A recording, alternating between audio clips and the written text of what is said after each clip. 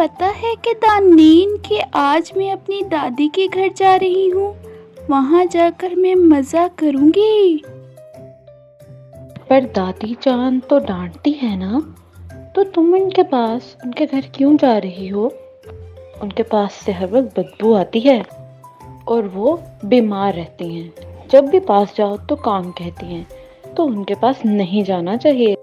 अरे ये तुमसे किसने कहा कि दादी जान डांटती हैं?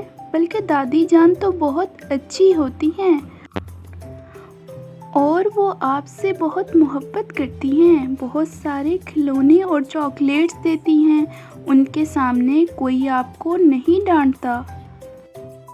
पर मेरी अम्मी तो कहती हैं कि दादी बच्चों को डांटती हैं, इसलिए उनसे दूर रहना चाहिए। हम जब भी दादी के कमरे में जाते हैं, अम्मी यही कहती हैं कि वहाँ जाने से हम बीमार हो जाएंगे। दादी कौन सा हमसे प्यार करती हैं जो हम उनके पास जाएं?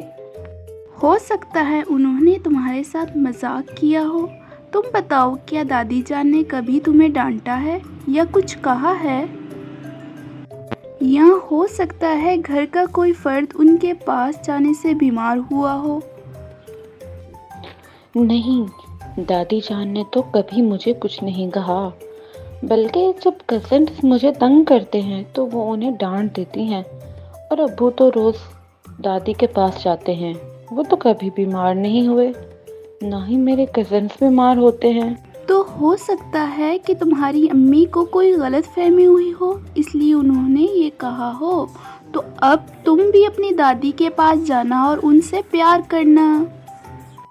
हाँ वालिहा बतूल, मैं समझ तो गई हूँ, लेकिन मेरी दादी के पास जाने से दादी को क्या फ़ायदा होगा? क्या वो ठीक हो जाएंगी या फिर उनकी बदबू ख़त्म हो जाएगी? हाँ, मुझे लगता है कि हो जाएगी। अभी तो उदास होती हैं और बीमार भी। उन्हें बहुत सारे प्यार और तवज्जो की ज़रूरत है।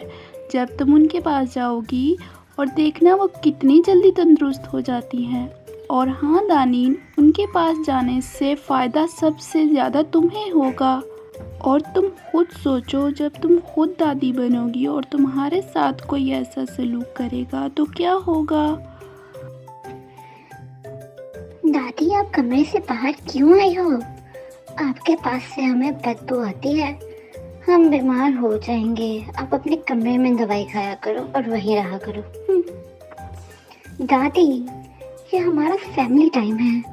आप हमें डिस्टर्ब ना किया करें।